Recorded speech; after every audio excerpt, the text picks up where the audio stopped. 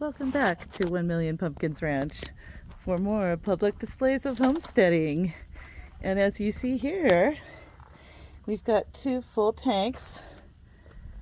Matt brought this home after work, and we're running it on this new frame. And we hope to have the video come out this weekend. But this is just a temporary balancing here until the rest of it can be built. But it carries water. I did not re-sow the rabbit garden for fall, but now that we're back in action with water hauling, I might go ahead and do that. It's Poplar's turn to hop today. He's gonna go down the hole.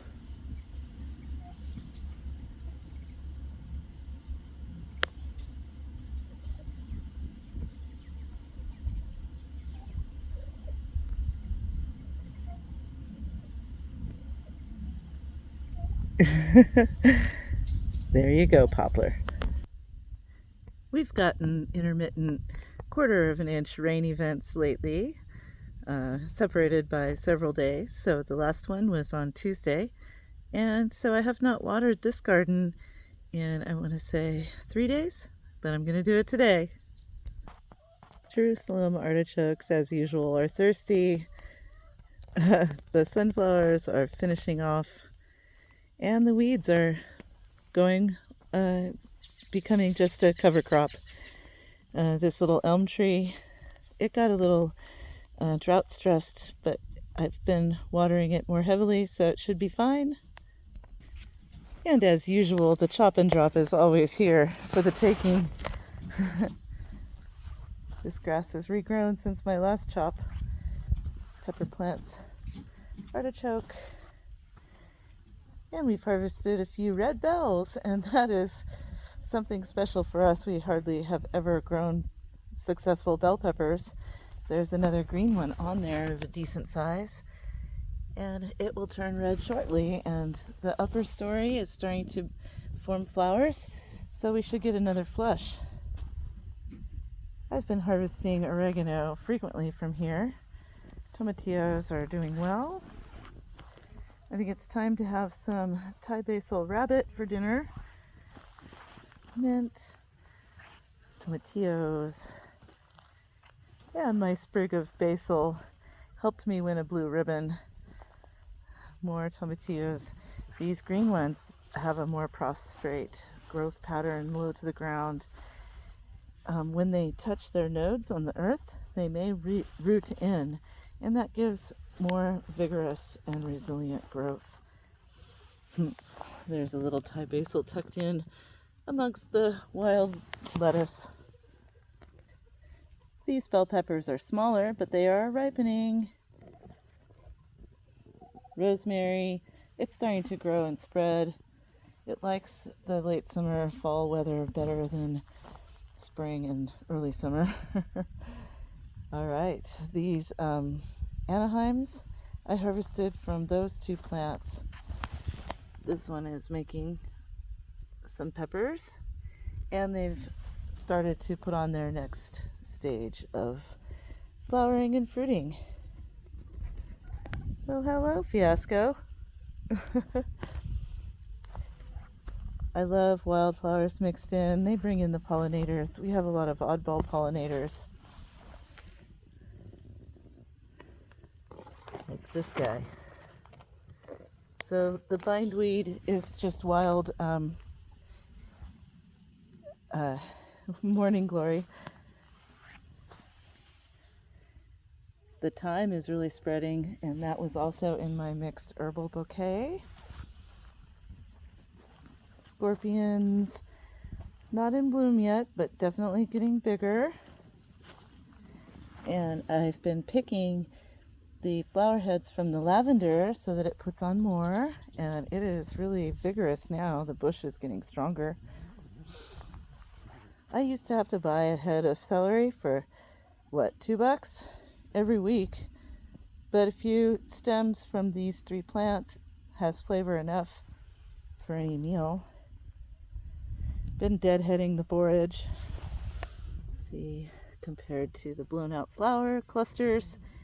And if you deadhead down to where there's a bud coming up, you'll get another flush. The kale also seems to like this more temperate weather. Those herbs are doing great. I find it irritating to have unnatural cloud formations that get spray painted by people. But if I keep my head down, I can really enjoy how well things are growing and how much chop and drop I've got to harvest here amongst the corn. I've gotten, I think, 2 pounds of mini corn on the cob from the first row. The second row is just starting to get ready. Got some bright, silky silks under the tassels. And then we'll have 2 more rows successively coming on.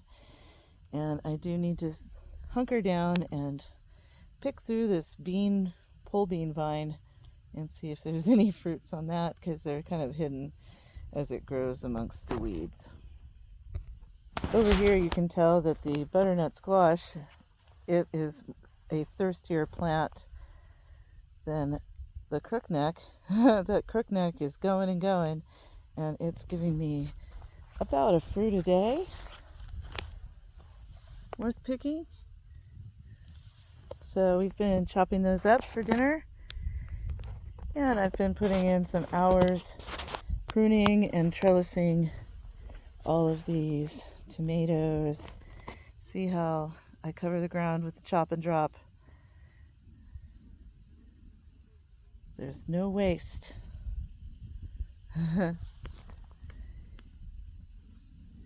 Got some big fat Cherokee purples on here.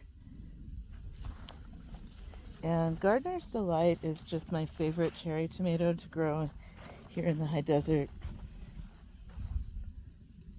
And I'm kind of regretting encouraging the Orioles to be here, because this happens, and then also because they're low to the ground.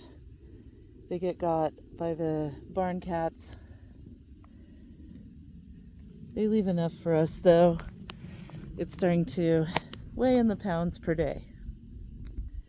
I just find it so satisfying to trellis them up and have the bare stems underneath, which enable the intercropping to grow better. Celeriac and mint and Thai basil and marigolds, award-winning blue ribbon marigolds. Some zinnias. Don't know if you can see. Borage. Now, borage is a dynamic accumulator, so it makes a good chop and drop. Now, here's another section that needs to be done. And it's already got some red ones I'm picking daily, and every day more crop up. Now, this guy has finally got some blooms on the top. That was more of a Johnny-come-lately. Bell pepper, nice long one. It's starting to bloom, or blush rather. There's another one there. And not award-winning Anaheims, but they're great. We just had some in our chili last night. Mixed peppers from the garden. And I took the last ripe paprika and put it in there. So we should have another flush come on from that plant. That one's looking pretty good. And I do need to cut back, chop and drop, so that this purple cayenne can finally get some growth on. Things are doing awesome in these next 2 rows, and I cannot believe that every one of these plants is a female. And we've got the same 5 watermelons. They're hanging on there. Everything looks healthy and good, but they're just not gaining any size. The zinnias have been just a joy for me, giving me fresh cut flowers in a little mini bouquet at my desk. It's fun. Here's the Armenian cucumber. Oh, it's got a, let's see, 1, 2, and a third one poking out under there. Oh, and then there's another one there. So that's going to be 5 so far. I've got my baling twine staged so that I can address this section of tomatoes next. These Amish pastes starting to ripen. Those are good sized Roma type tomatoes. And there's a Cherokee purple. It's been pecked, but it's turning purple. There's another one starting to ripen.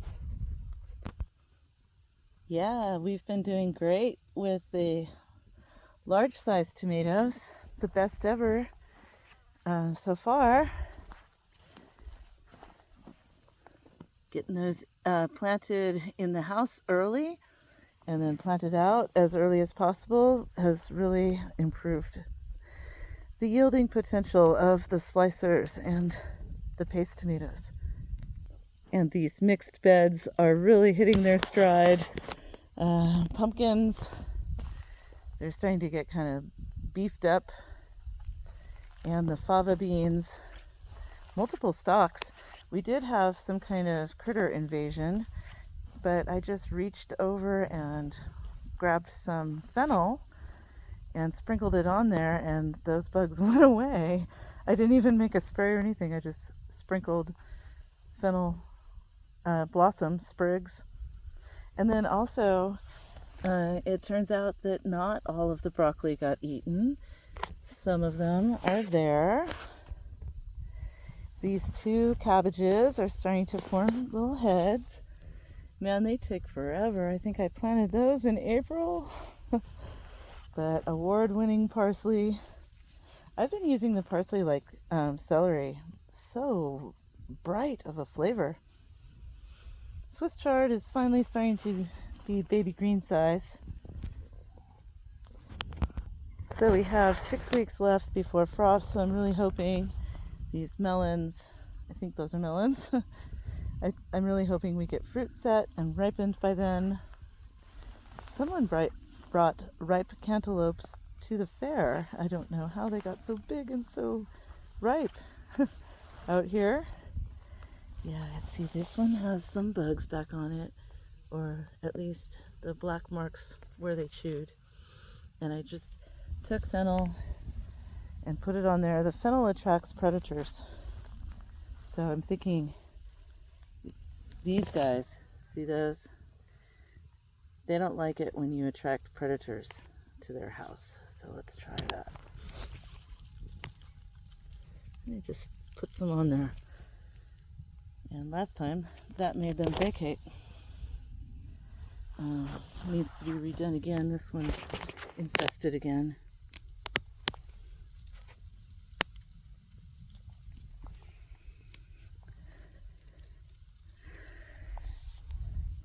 But the red splotched leaf lettuce, I'm gonna make a salad today. Right on. I can't remember what that one is, but I think I planted a quick cucumber and also native muskmelons. We'll see which is which. And I think that planting tomatillos in the Zai pits is the best ever. They wilt easily. They need this little basin. It also protects the bottom from wind, enabling it to get some size before it starts trailing. And like I said, they have nodes on their elbows and those will root into the ground if you allow them. So giving them this big space enables just that to happen. And these are the big green style, and those ones seem to be less attacked by the larva. Some kind of larva is drilling a hole through the paper and then it burrows into the flesh. And I found that with these little purple ones, they're ripening faster than the big red ones, but they tend to have more worms in them. This one with the what is that called? With the marigold, that companion planting is actually, I think, working as it's supposed to, because I have not seen hardly any bug damage on that tomatillo. And I'm so happy with these marigolds. It's the first time garden marigolds have flourished here. And it's a daily chore bringing more mulch back from the animal enclosures. It really makes a difference. This one was just deflating and wilting immediately, but then I put several inches of rabbit litter down, and both of these are staying crisp for longer. And I'm about to run out of time, so thank you so much for joining me on this garden tour. Cheers and blessings!